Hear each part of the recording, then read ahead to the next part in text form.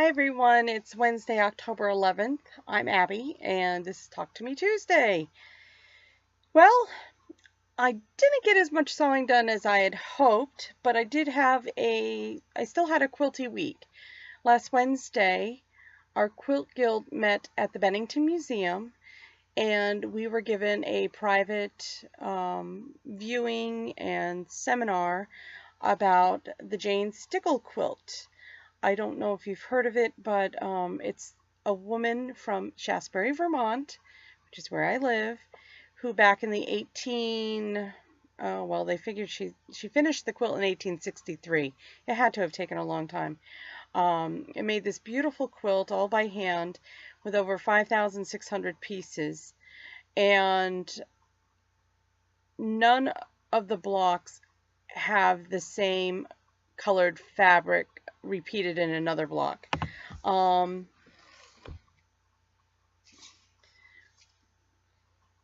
Papadakis wrote a book about it several years ago, and I'm going to put some pictures because really this quilt is incredible when you look at all the work that went into it.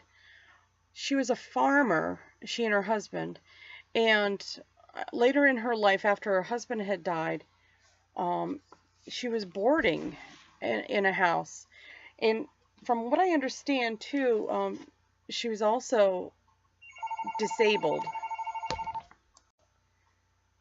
Mother call. So I don't know where I was. Anyways, the Jane Stickle quilt, it was incredible. I'm inspired. I stumbled upon it only in 2011. I can't believe this. I can't believe I hadn't heard about it before this.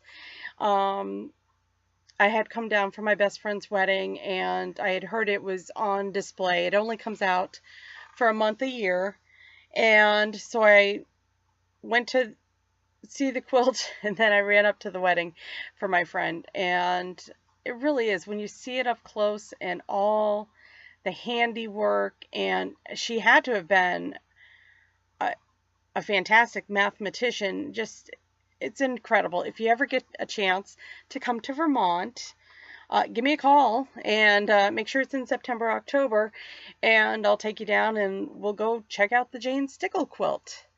So I'm attaching some photos so that you can get some pictures. I mean, literally, we were able to get right up close and personal.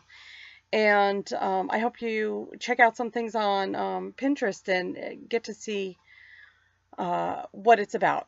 So that was Wednesday. Friday, my son was coming home from college, and I knew it. And so I said to myself, I better finish his wubbie before he gets home. Otherwise, he's going to be upset.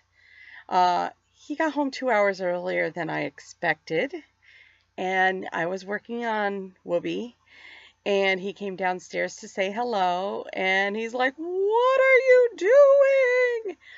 I'm like, "I'm fixing your blanket." And he's like, "Don't do anything to it." I said, "Well, it's kind of too late." And I told him what I was doing, and, I think he needed to digest. I finished it up quickly. New backing, new batting. I quilted more on it this time. It's by no means perfect at all because some of the fabric had stretched and stuff. But he was snuggling up to it as soon as I gave it to him, and I think all's right in the world. He'll be fine. He'll be fine. So that was Friday. Saturday, our guild had an all-day workshop on a ruler called the Learning Curve. And what's funny about the Learning Curve is it's designed by Linda Warren. She was at our quilt show last year and brought her tool, and many of us purchased it.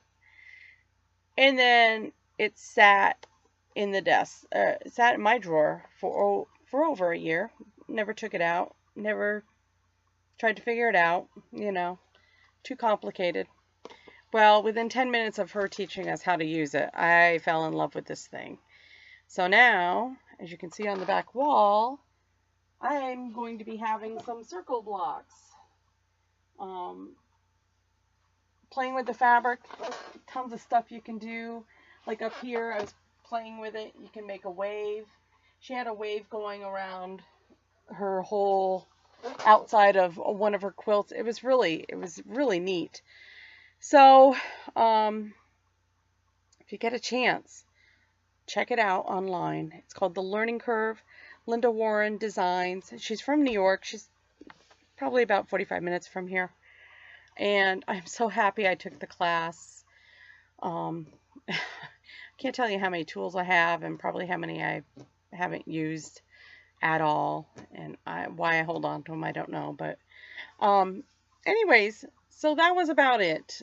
Sunday and Monday, my daughter and I drove out to Rochester, New York, which is about 5 hours away. And we were checking out one of the colleges there that she was interested in. So I didn't get any sewing done. And then yesterday I was volunteering at the food bank, and I had a rather long meeting last night. So no sewing, but I'm really hoping to get back at my sewing machine.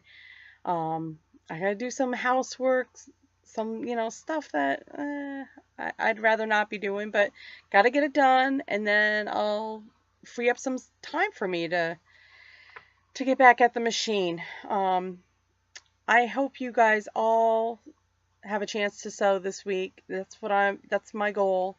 It's finding the time to sew. I've got 12 POD blocks I've got to finish up for a block exchange. Those baby quilts are not finished. My son asked me if I'd make a quilt for his girlfriend for May, and so I was gonna start thinking about that one. I've got so much to do and not enough time in the world, but isn't that our life? So, best wishes for a good sewing week. I'm going to say a couple prayers so I get some sewing in. And I can't wait to see your videos next week. Take care.